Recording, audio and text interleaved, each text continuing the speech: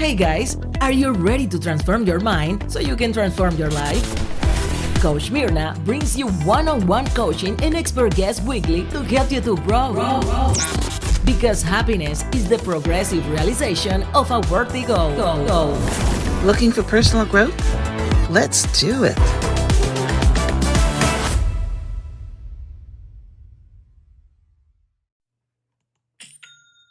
Isn't that the sweetest sound? That's the sound of another sale or another dollar hitting your Shopify e-commerce store. Nobody does selling better than Shopify. It's the home of the #1 checkout on the planet. Sign up for $1 per month trial period at shopify.com/transform, all lowercase. Let me tell you about a cellular service that's saving me money every single month, and that is Mint Mobile. I switched to Mint Mobile a few months ago, and honestly, I wish I had done it sooner. But we were locked into a plan paying over $100 per month. With Mint Mobile, you get premium wireless service starting at just $15 a month. Yes, you heard that right. With unlimited talk, text, and high-speed data on the nation's largest 5G network. This year, skip breaking a sweat and breaking the bank. Get this new customer offer and your 3-month unlimited wireless plan for just $15 a month at mintmobile.com/transform. That's mintmobile.com/transform. Well, you can, if you have very disciplined mind, then you can use your mind to just create reality by really holding a thought until it gets integrated in reality. But that's not really my approach. I just want to also mention that. My approach is recognizing via the mind, so exploration of what is going on within the person, and then undoing what is not real, not true, and not good for the person. In other words, it all comes down to choice. At some point in our lives, we made a choice to believe something, which is very understandable. Kids go through really hard times. Our parents weren't loved unconditionally as they ought to have been, and their parents, and so on and so forth. So children adopt false beliefs to survive their lack of love environment when they're growing up.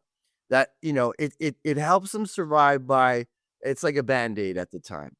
But then as they grow older, that very Band-Aid starts to become their ball and chain and their what was killing them, slowly or quickly. So the way the mind heals is by recognizing what the problem is, realizing that there's choice, that I made that choice to believe that, realizing that that's not a good choice anymore, and then to let it go. Welcome back to the Transform Your Mind to Transform Your Life radio, podcast, and television show. I'm your host, Life Coach Myrna Young, and sitting in the guest chair today is Dr. Moshe Daniel Block. Dr. Moshe and I are going to be talking on the topic, the mind healing power, unlocking transformation that lasts. Welcome, Dr. Moshe. Thank you, Myrna. It's a pleasure and an honor to be here with you. Well, yes, thank you for being here too. I love anything about the mind. So we're talking today about the healing power of the mind, which is my favorite subject. All right. So as we dive in, let me give you a brief introduction. Dr. Moshe is a highly accomplished naturopathic doctor, author, and pioneer in the mind-body healing. As an advocate for physiological approach to healing, messed up that word, Dr. Moshe authored The Revolution of Naturopathic Medicine, Remaining True to Your Philosophy. He later published Holistic Counseling, Introduction to the VIS Dialogue in 2016, which introduced his unique method, the VIS Dialogue, a holistic counseling technique uniting mind, body, medicine, and psychology. Having personally overcome myasthenia gravis, a rare autoimmune disorder, using neuropathic principles, Dr. Moshe offers one-on-one healing programs aimed at helping patients navigate chronic illness and personal suffering by finding the kingdom in you. His work continues to make an impact in the fields of neuropathic and holistic medicine, offering a unique blend of traditional and modern healing philosophies. Amazing. Yes. The mind body connection is powerful. I practice healing my body all the time by concentrating on where it hurts. And I'm not even a doctor, I'm not even a guru, and I can make it work. So I can imagine if you've got proper training and you've got guidance from a neuropathic doctor that you can do so much more. So, Dr. Moshe, as we start off, my first question I have here for you, you guide your patients to uncover and relieve limiting beliefs and emotional blockages that hold patterns of illness in the body. How do we hold patterns of illness in the body and why? Oh, great question. I love this question.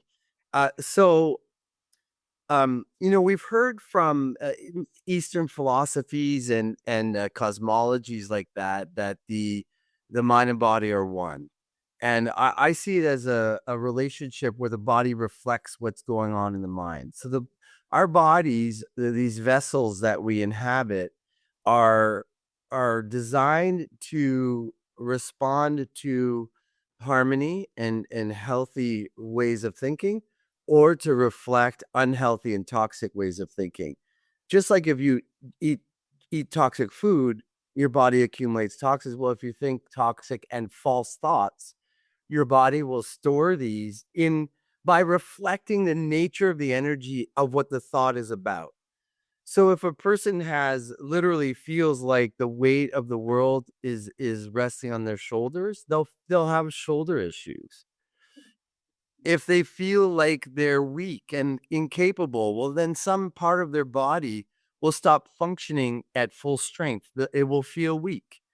Um, I myself had an experience with autoimmune disease where I discovered this mind body connection because my body was attacking itself.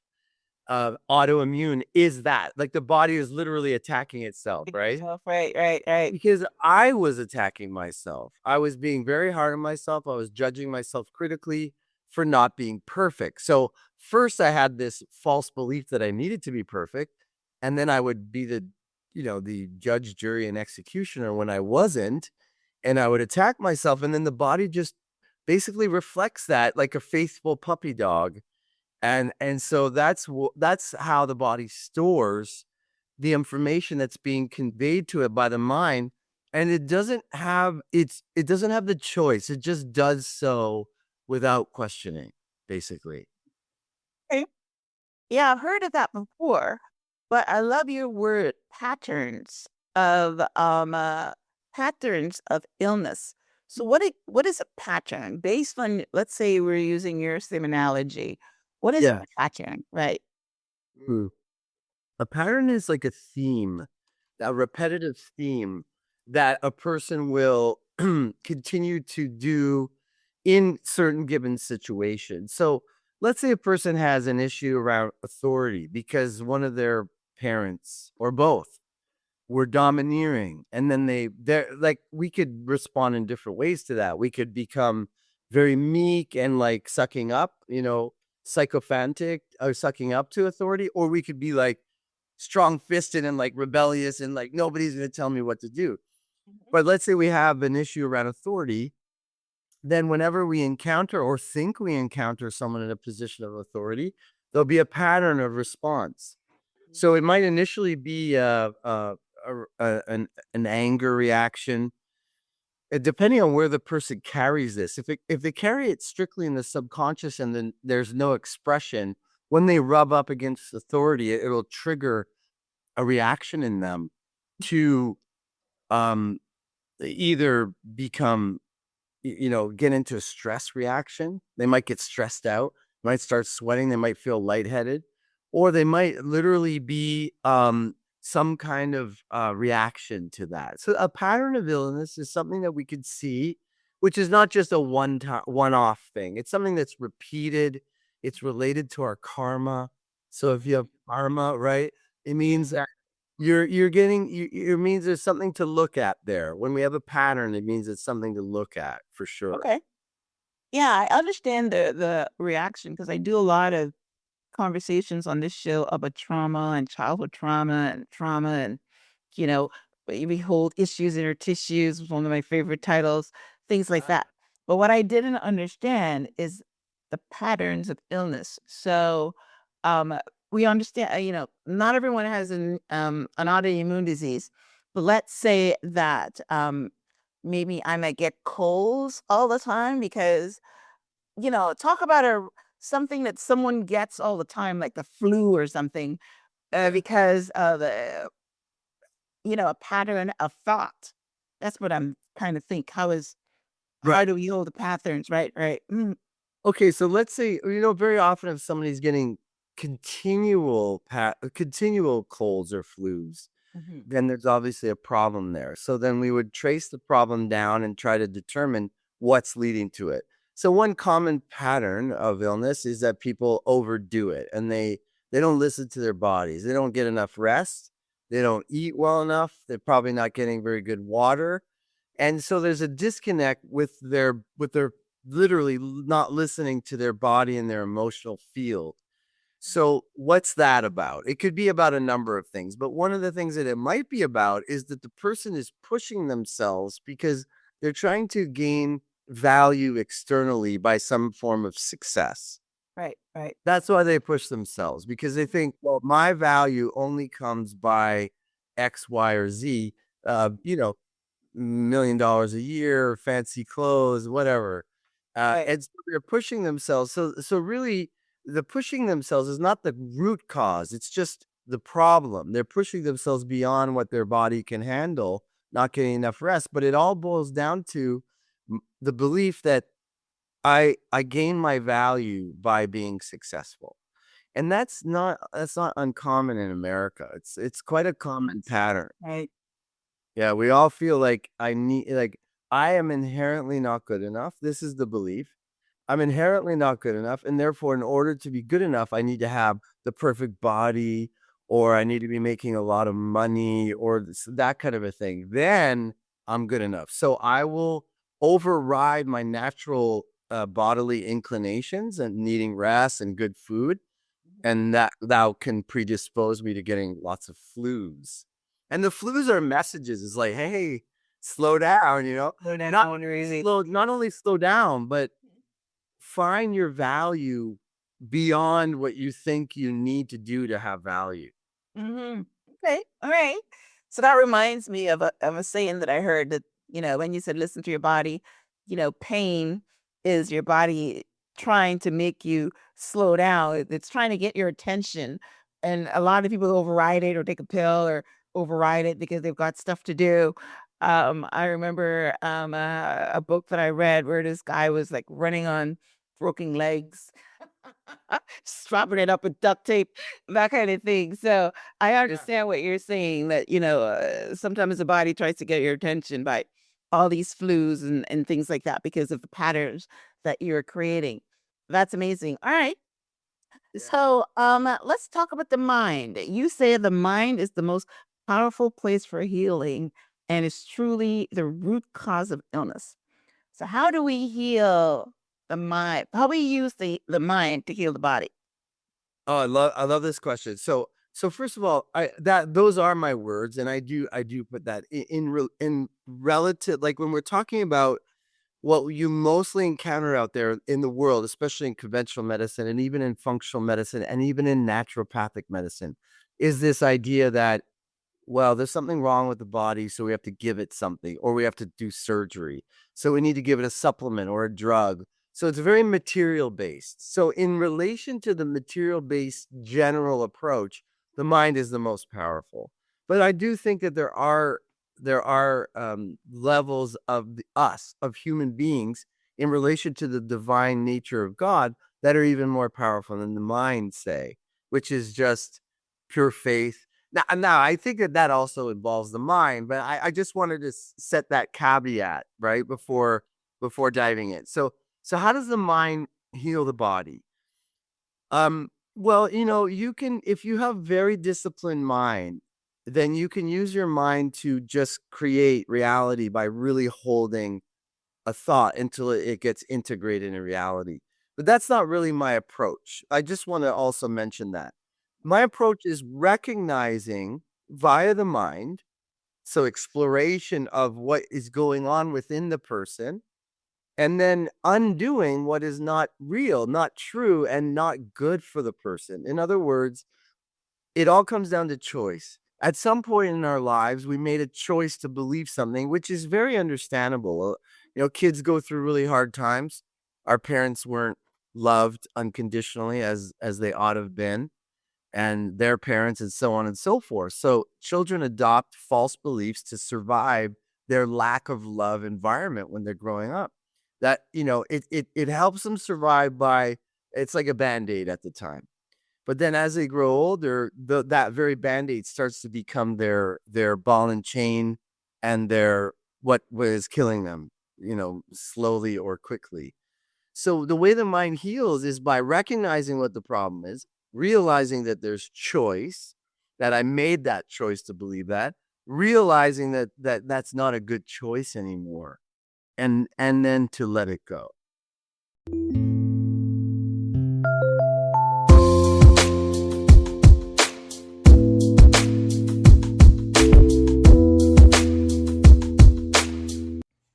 Let me tell you about a cellular service that's saving me money every single month, and that is Mint Mobile. I switched to Mint Mobile a few months ago, and honestly, I wish I'd done it sooner. But we were locked into a plan paying over $100 per month. With Mint Mobile, you get premium wireless service starting at just $15 a month. Yeah, you heard that right. With unlimited talk, text, and high speed data on the nation's largest 5G network. So, this summer, say bye bye to your overpriced wireless plans, jaw dropping monthly bills, and unexpected overages. Mint Mobile is here to rescue you. Use your own phone with any Mint Mobile plan and bring your phone number along with your existing contacts. For a limited time, Mint Mobile is offering 3 months of unlimited premium wireless service for $15 a month. So while your friends are sweating over data overages and surprise charges, you'll be chilling, literally and financially. This year, skip breaking a sweat and breaking the bank. Get this new customer offer in your 3-month unlimited wireless plan for just $15 a month at mintmobile.com/transform. That's MINTMOBILE.com/transform. Note, upfront payment of $45 required, equivalent to $15 a month. Limited time new customer offer for first 3 months only. Speeds may slow above 35 gigabytes on unlimited plan. Taxes and fees extra. See Mint Mobile for details. I've been an entrepreneur since the early 90s, even winning the Entrepreneur of the Year award. But when I first thought of starting my business, I had the passion and the vision, but zero clue where to start when it came to selling online. This is where Shopify can help. Shopify helps you set up your digital storefront. Shopify is the commerce platform behind millions of businesses around the world and 10% of all e-commerce in the US. From household names like Mattel and Drew House to brands just getting started. Whether you're selling physical products, digital downloads, or services, Shopify has everything you need to launch, manage, and scale your business. Shopify is also packed with helpful AI tools that write product descriptions, page headlines, and even enhance your product photography. Get the word out like you have a marketing team behind you. Easily create email and social media campaigns wherever your customers are scrolling or strolling. And best yet, Shopify helps you transform your business with expertise in everything from managing inventory to processing returns. So, if you're ready to sell, you're ready to Shopify. Turn your big business idea into with Shopify on your side. Sign up for $1 per month trial period and start selling today at shopify.com/transform. Go to shopify.com/transform. Okay. Yeah. All right. So I thought we were going to go in the direction of, like if you believe something can happen, then it will happen. For instance, we talk about the placebo effect, where I've heard a lot of people talk about, you can do surgery and thinking you're going to get anesthetic, and you don't get anesthetic and you don't feel any kind of pain. So, is that something that you do as well, or are you just reconditioning the mind belief? So yeah, so like I said, like if you have a very strong will, you can do something like that. You could believe it will happen, it will happen. But that's not my approach. Okay. All right. I think we all have that gift, that ability. It does Mhm. take a lot of discipline, and it requires a kind of an inception of one's person, like by fully believing it and then letting it go to God's will. So this is that approach that we're talking about. And so people tend to be balanced one way or another, like very heavily intellectual, and but lacking the ability to let go to God. And some people are very letting go to God, but they don't have much intellect for God. Right. So it requires kind of like a balance between the two. So it's a rare gift that people can do that. So I don't emphasize that too much. What I rather focus on, and everybody could do this, Mhm. although it's harder for some than others, but everybody can do this, Mhm. is recognize the false belief and see how it's hurting them. Because Mm. we'll often identify with a belief and think it's good for me, and so you have to first divest from that. You have to remove your heart's desire from that belief and supporting it, and then transforming that, whether it be very quickly, like in the blink of an eye, Myrna, or months and months and months of dedicated work to reverse old patterns of thought that have become habitual. Yeah. Hey, yeah. So let's dive in and go a little deeper and give an example. So the example that I can give is there's some people do endurance training where they run, I mean, a marathon, or they run 10 miles a day. And their belief is that if they run this 10 miles a day, which is very, very hard on the body, but if they run 10 miles a day, then maybe they'll live longer, or they'll be healthier, or I don't know. But they've got this kind of belief, which I'm sure is a false belief.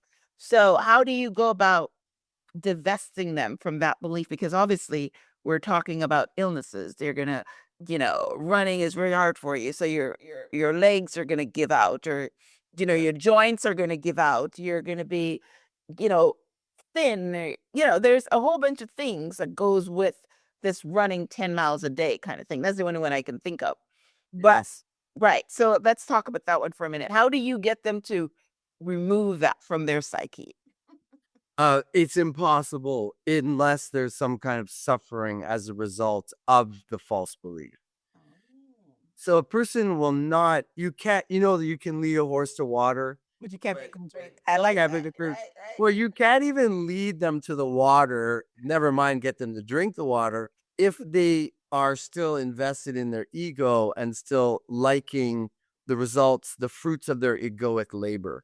And that's fine. There's nothing wrong, quote unquote, nothing wrong with that per se, because each of us is a divine being clothed in a temporary body, who and we can experience life as we want, as long as we're not imposing our will on others. That's an important rule Okay, in the whole yeah, I thing. like that. Yeah, Okay. do what you want, but don't force anybody to do anything. Don't force your will on something. So let's say that person came and then they couldn't run anymore. They had a problem. Well, they then the choice has to be offered to them, because what a person will often do is they'll seek their naturopath, like myself, or a healer, when they can no longer perform the egoic's desire. That's the moment that they come. So let's say a person runs around trying to give to everybody because inside of themselves they don't feel much love. So they gain their value by helping people. This is a That's a good one, though. compliment. It's a good one. I mean, it's better than beating people up. Just helping Right. people's nice. It's nice, but what they're exhausting themselves. They have chronic fatigue and fibromyalgia, right? Because they're running. Mm. All So right. they'll come to the doctor, naturopathic doctor or healer, and they'll say, "Doctor, I have no energy. I can't, be there for everybody in my life." So a naturopath is faced with a choice. Do I just support their adrenals and boost their energy system and their digestive process so that they can continue to run around to fulfill their ego's idea, and it's an illusion that they have to gain their value only by helping everybody? Or do we help them see that the reason why they're exhausted is because they're burning the candle at both ends because they don't believe that they're good enough? So ultimately, my approach, of course, is to go at the deeper solution, because that's very rich for helping that person evolve to realize who they really are. Like the right? Like Love it. I love it. That's why your approach is psychological. I see that. Yes, Yeah, that's good. it is. Good. It is psychological. And even though people do suffer, sometimes, not all the time, very rarely, I'll get someone who just can't let go of their attachment to their belief system. So in that case, their solution has to be superficial and suppressive of the symptoms because they're not willing to go right at the cause. So they're going to look for a more superficial approach so that they don't have to change. And that's a medicine I don't practice that way. I don't like to practice that way. It feels empty and unfulfilling to me.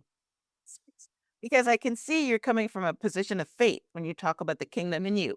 But let's Yeah. give that example of this person that um uh, gets their value from helping everyone. And a lot of mothers are like that. They 100%.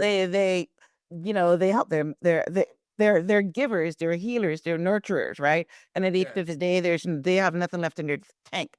So if you tell this, mother or this, you know, minister, because ministers do the same thing too. They heal everybody, and then their life is going down the toilet because they've got nothing left for their families or whatever. So you say to them, um, uh, you need to change your belief, and you need to change your thinking. And maybe they try it for a couple of weeks and they can't. They go back to I mean, I think I heard something the other day, a saying that says, water only always finds its own level or something. So they go back to their natural way of doing things. So then, do you help them out by giving them adrenal support, or you say, I can't help you? Oh, that's a good question. Um, well, I'm okay. So I kind of like I've learned after, I've been practicing for 25 years that the symptoms are like a pressure cooker, which pushes a person in the direction that really their soul is calling them to go. The reason why they've manifested their problem is because they're living out of harmony with their true self. So the symptoms are a pressure cooker. So I don't like to relieve the pressure cooker. It's like holding yourself over the coals, the fire coals, right? If we just like, okay, you're not going to do it. All right, you tried and oh, too bad. It didn't work. All right, let me just help you out this way. I wouldn't do that.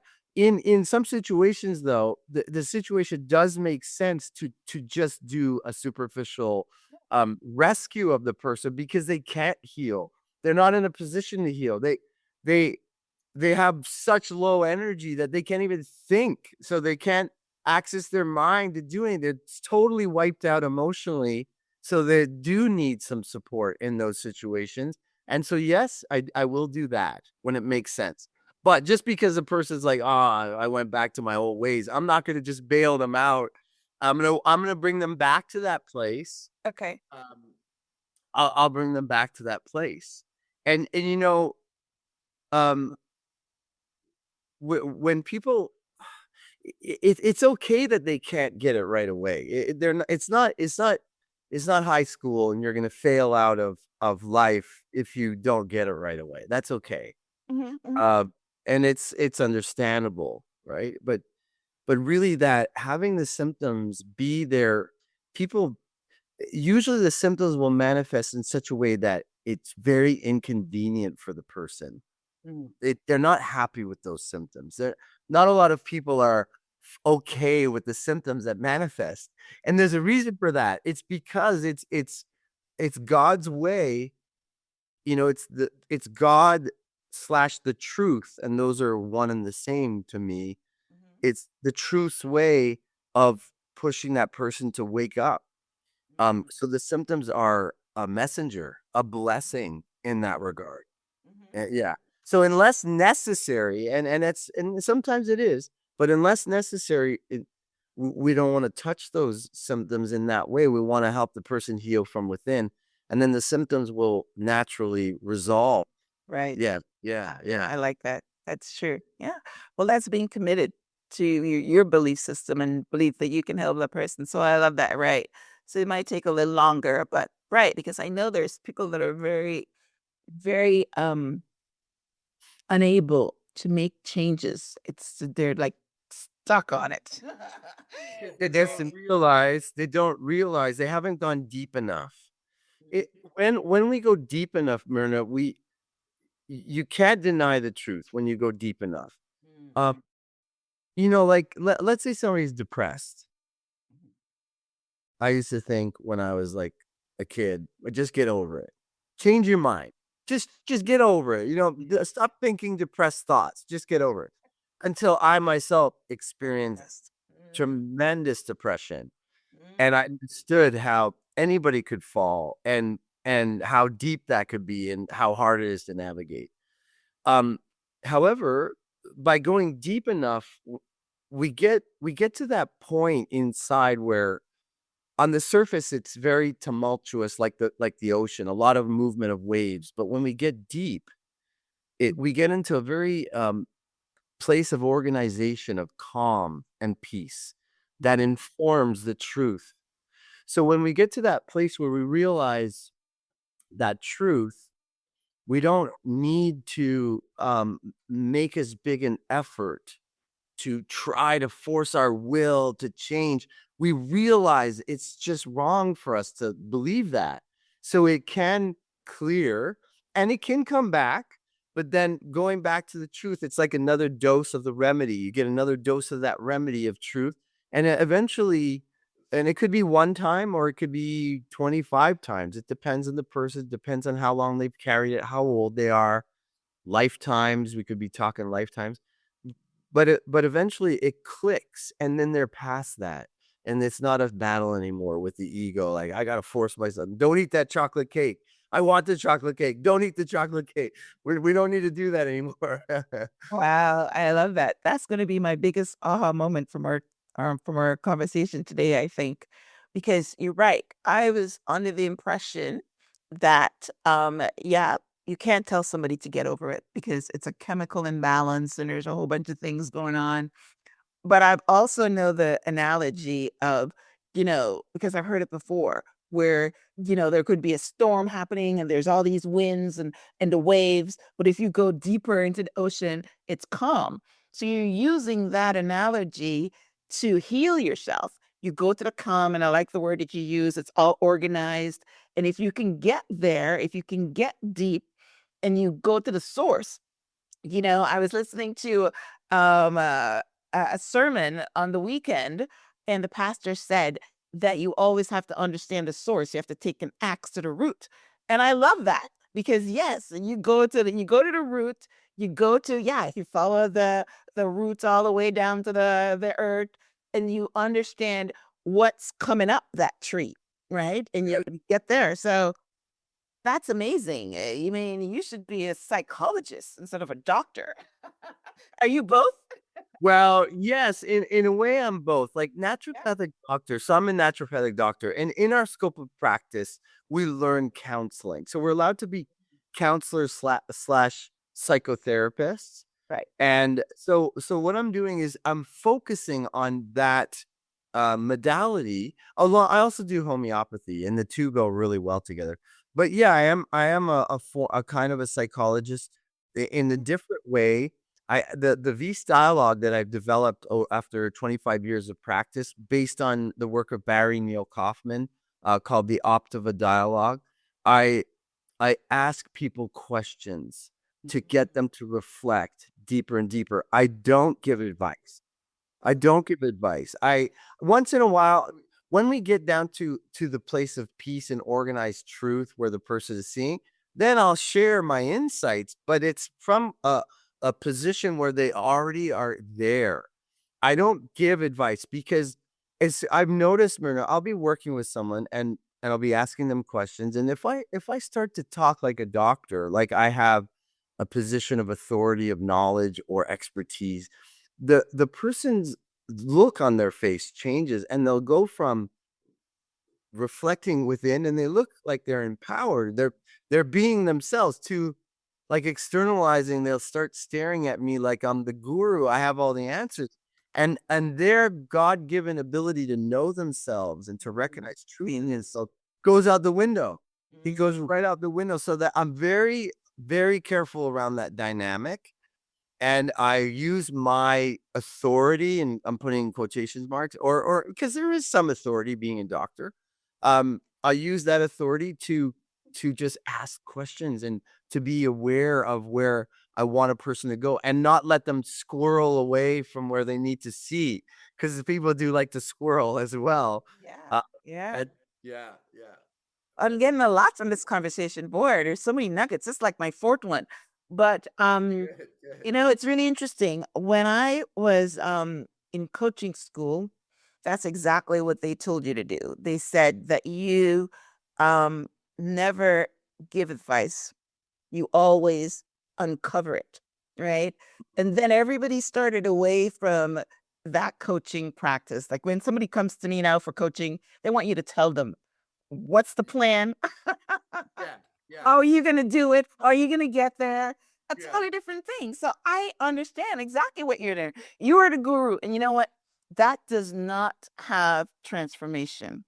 It is going to be a small change, or a change for a short time. And then again, they're going to go back because it didn't come from deep. I love what you say. It didn't come deep, Yeah. didn't come from the root, didn't come from organized thought. It came from somebody else's words, right? That's right. That's right. And those, I mean, the problem with someone else's words is a number of problems with that. The first one is they could be wrong, and often are. I don't want to say all the time, but they often are. I've heard all kinds of advice that people have gotten from their counselors, psychotherapists, and I hit my head like this. I go, oh my gosh, okay, we got to work here. We got some work to do. Um, Secondly, if it is correct and they get it from advice from someone else, it's like, how does the rat feel when it gets the cheese at the end of the maze? It's like, oh, I made it through. I took all the turns. I made some wrong turns, and here I am, and I get my reward. When we give something that's the truth externally like that through advice, we remove the glory and there's a kind of a reward, a feedback system of I got here by my own, and that's very valuable. And again, sometimes, just like the same when we were talking about the principle of sometimes we do need to support a person when they're totally out of their bodies, minds, emotions, totally sick. The same applies to a little bit of external guidance. It's okay. It's not evil. You're not going to go to hell for doing it. It's fine sometimes, but the general, rule of thumb here is like the magic comes from people waking up to what they need to see about themselves by themselves, right? Yeah. I love it. I love it. I love it. Yes, yes, yes. Awesome. All right. So, for someone who feels stuck in their healing journey, what's the first step that they can take to tap into the mind's potential to shift their health? So, let's say, using the analogy that we used before, where this person is exhausted because they feel that they have to help, they have to do this, and they might think that God wants them to do it, and that's their ministry or whatever, but the health is suffering. How do you get them to shift? Okay, so I'm assuming that they're coming to my practice to work with me, right? Yeah. Right. Because I mean, I think it's important to talk about this because I don't intervene with people that I have. If they don't ask for help, you don't help them. That's what you're saying. If they don't ask for help, I don't help them. I might say something, but very gently and respecting where they are in their life. I used to really, I think all people have this, like you really want to help people. And so you say stuff and you get frustrated because your family's not listening to you. And maybe people, you could help. If they would just listen, I could help them. Right. Don't do that anymore just because it's not my place. And I help people when they come to see me. That's what. So assuming, okay, so they're coming to see me and they have a problem, right? So the problem is the seed through which I will help them. We always start with the problem. So let's say it's exhaustion. I will ask them, how does that feel? And they'll say, I just feel totally burnt out. I feel I have no life left in me. And I'll say, what's that like for you not to have any life left in you? And they might say, I feel very frustrated about it. And I'll just keep going. I'll just keep asking. This is following the path of that's unfolding. I'll say, what about being exhausted is frustrating for you? Well, I can't help people. I don't have any energy. I can't get up off the couch and I can't help people. And what if you can't help people? Well, then I'm good for nothing. So I'm accelerating the path here, right? But Right. sometimes it takes a long time to get there, but I'm accelerating it. Yeah. Uh, so I would give feedback. So you believe if you can't help people that you're good for nothing. And then I'll say, when we like dust around the edges of what they're saying, we get a clear belief expressed. I'll put it to them, is that true? Is it true that if you can't help people that you are good for nothing? And if let's say they say, yes, it's true. I'll say, okay, so you believe that your value comes only from helping people, and make it obvious. I make this feedback helps to make the belief obvious. I keep doubling down on it. So until very often people will say, wow, it does sound really stupid, doesn't it? And that's a good thing when they realize, and not On their own too. Yes. You didn't tell them that's very stupid. I like it. Right. no, I didn't tell them. They realized it. And not to be harsh or judgy against ourselves, but to see the absurdity of the thought is a very good step in the direction. Oh my gosh, when you put it that way, I only think I'm good enough if it's a condition. So then I'll use the model of which I believe is very true for each of us, that we are unconditionally loved. We are unconditionally okay in the great creation of the divine creator. And this is the kingdom that I speak of, the kingdom of heaven. I mean, that we all speak of, really. And the truth is, each of us is unconditionally okay. We don't need anything externally to validate our existence, to validate our worth. So this sets people free, just that awareness. So working with that model, I don't always say that in the actual meeting, but unless somebody's stuck, then I'll paint this picture for them, because the inherent nature is there to just catch them in its arms, that I am unconditionally okay. So basically, it's getting the person to realize, oh, I have this condition on my being. I'm only okay or only good enough if I'm helping everybody. Sometimes I'll help paint it in a conditional I am statement. So I'll say, I help, therefore I am. Meaning my very existence depends on being able to help. This is false. And just helping this really deep, it really unravels it for people. That often is helpful for them to sink their teeth in. I help, therefore I am. Or I am respected, therefore I am. Or I am rich, therefore I am. These are all things that I've encountered with people. And then I put the question to them, is that a way that you want to continue to live? And they'll say, most of the time, they'll say no, and then they'll say, but. I swear, everybody does that. And that's good too. This is all how it unfolds. This is all the steps of how it unfolds. I no, I don't live this way, but it feels so true. So then we'll work, and this is where a lot of the deep work comes in, to divest everything that comes up that resists that change. That's what we do. Wow. Wow.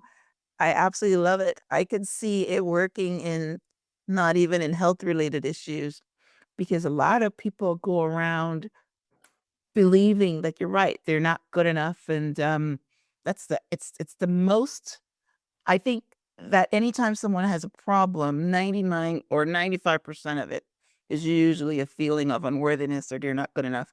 So I mean it doesn't always manifest in an illness and they don't always run to a neuropathic doctor, but you know, their belief system and their psyche and the depression and all the things that come with an unfulfilled life is a result of that. So I love the work that you do. And maybe I'm wrong when I say that it doesn't manifest in health issues, but it probably does, like headaches or Well, it's to be suffering. right. It's stuff. It will guaranteed Yes. manifest in suffering. So as soon as we have a false thought, like let's say we take Buddha or Christ or Krishna from all these different religions, we call them the masters, these master beings.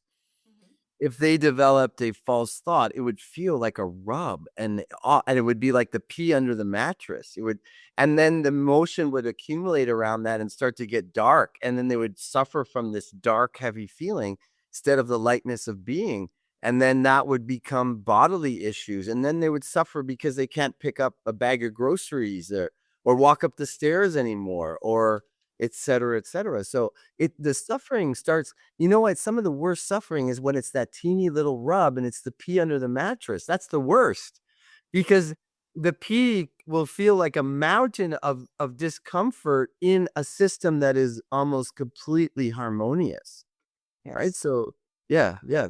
I like that. Yes, suffering, that's a big word, right? Because yes, it might not be exhaustion and it might not be an autoimmune disease, but you are going to suffer. I love that. Yes, you Yeah. are going to suffer. And then if you're suffering and your thoughts are not healthy, it does manifest in your body somehow. So I like that. And maybe as soon as I asked the question, I realized that yeah, it has to come at one end. People get heart attacks, their blood pressure, those are the things always, they're suffering. Awesome.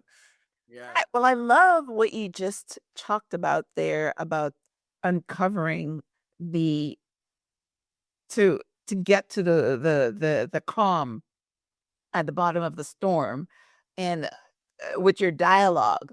So let's talk about your VIS dialogue holistic counseling technique and you know uh, I know you have a book about it. So let's Yeah. talk about that. Right.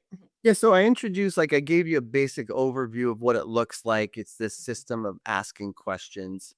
And I train practitioners in doing this, healthcare practitioners, and some lay people when they're into yoga, they're into Taoism, they're into like meditation, and they want to learn how to help others with this. I will train them.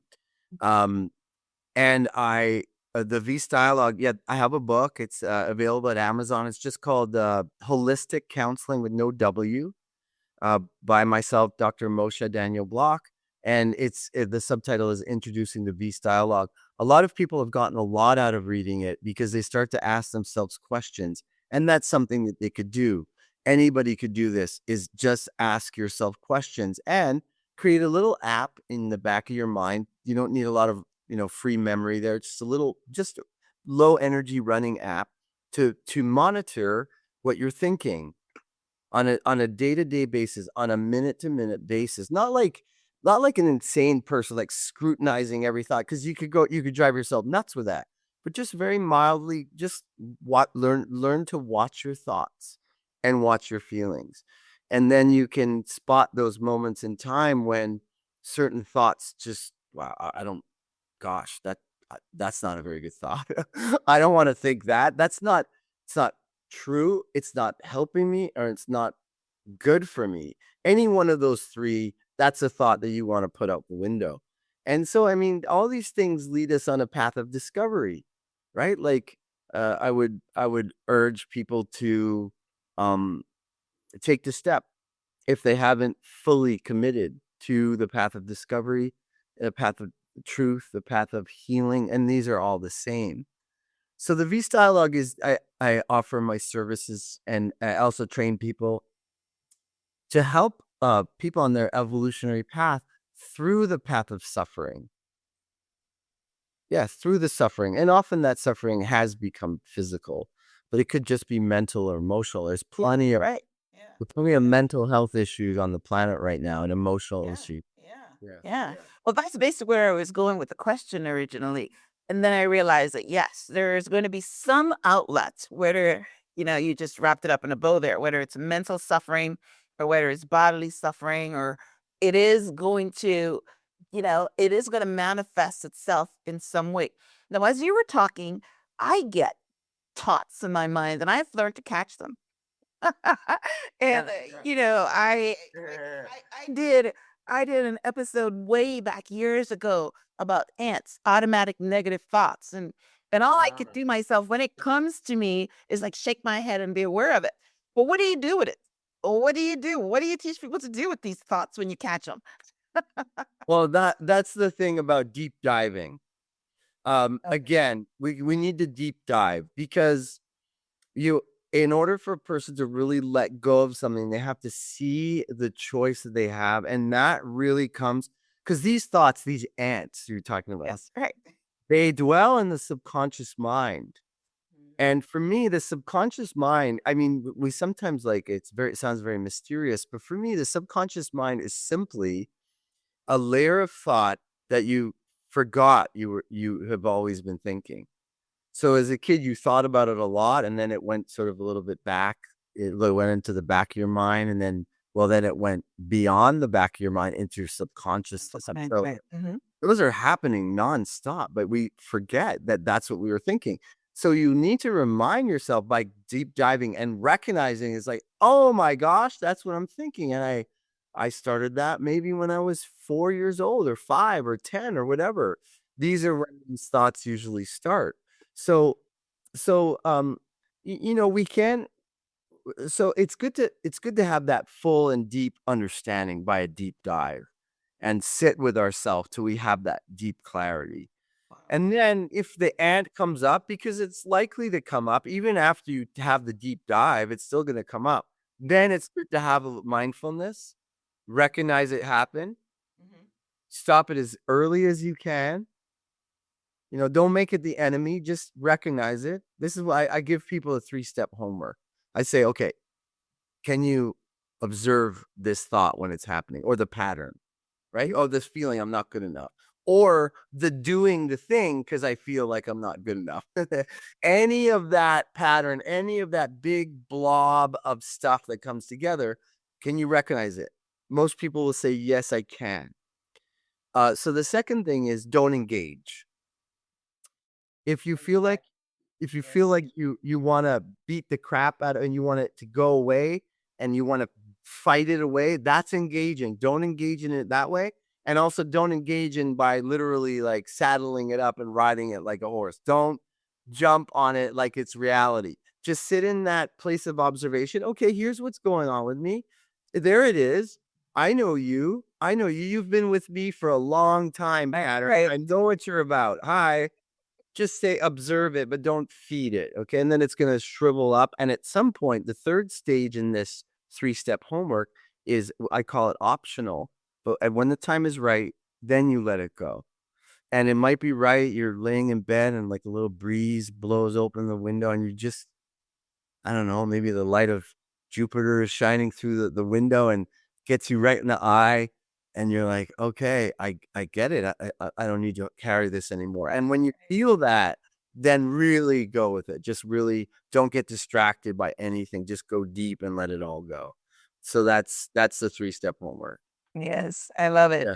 Listen, I said this was a great, great conversation. I mean, I love these conversations because, I'm a learner. I'm a lifetime learner, and I'm learning, and I'm thinking of the people I know. I'm thinking of myself, and I'm thinking of how I can benefit from this. And you've said a lot of things. One of the biggest things, like one of the 4 or 5 things that I got from here is, when you say that you always want to help people, but they have to be they're on their own journey. I feel the same way, and I think that, hey, I heard something the other day. It says that the soul has to do its own expression. And yeah, you can't really help people unless they want help.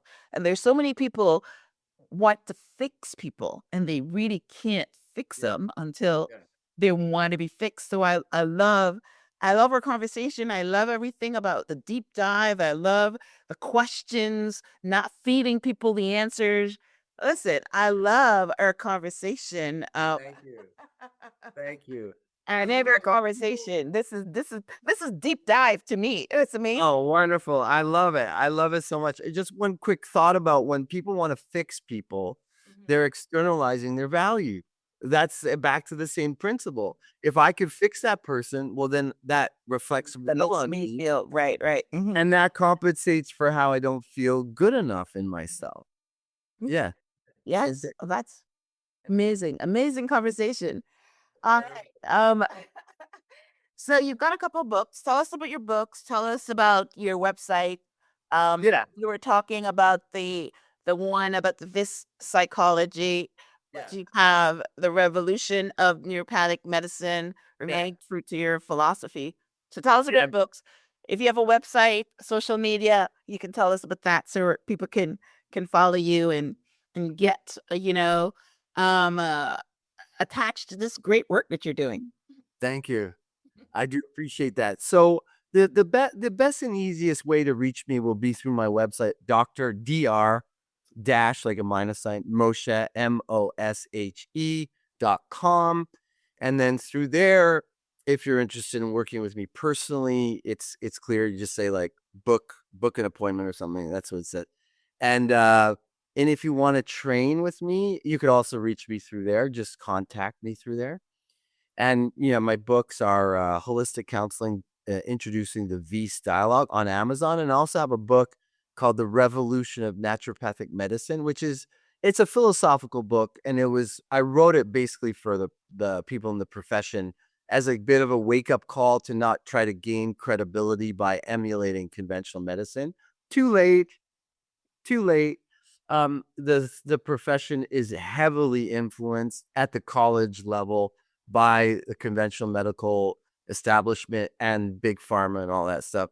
However, naturopathic doctors themselves remain individuals and can practice wonderful stuff based coming from their soul, and that happens all over the place. So it's a wonderful profession. Just unfortunately, the training and the formation right now is compromised. But there are always students going through that like to learn, and so I would refer them to that book. Yeah, yeah. Very good, very good. So, Myrna, what a pleasure. Thank you so much. It's such a You're great. very welcome. Well, last question. Are you in social media? What's your social media? Um, yes, I am. I am on social media. Let me think here. Well, I have a holistic counseling the course on Facebook. Okay. And let me see, like on so I should have this like more readily available. I am on Instagram as well. I think under Dr. Moshe you could find me. Okay, beautiful. All right. Yeah. So yes, when I promote the episode, I always tag you on Instagram. So that's why I asked for that. And then of course yours can follow you to get some more content on this amazing work that you're doing. Listen, yeah, I gained so much from our conversation today, Dr. Moshe. I'm going to go and get your book, this dialogues, because I need to learn how to go deep myself, and I can also share that information with my clients, how to help them go deep as well. So this is amazing, awesome. Amazing. Thank you so much. What an honor to be on with you. I loved every minute. Thanks, Myrna. You're very welcome. Well, listen, guys, thanks for tuning into this week's episode of Transform Your Mind so you can transform your life. That's what we're talking about here today. The mind's healing power and how we can use our mind to heal our bodies. So excellent conversation. I will have a summary of my conversation with Dr. Moshe on the show page, which is myhelps.us. I will also link out to his book and his website and his social media handles so that you can follow him. So, yes, I would love to hear your comments on this episode. If you're watching this on YouTube, we'd love for you to get involved and, give some feedback. So we can, how you understand this work and things like that. If you're watching this on iTunes, we'd love for you to subscribe, and put in a review. I bring you quality guests like Dr. Moshe every week so that you can transform your mind to transform your life. So thanks again, Dr. Moshe, for being on the show. Thank you guys for tuning in. Until next time, namaste. Namaste, Mai. Thank you.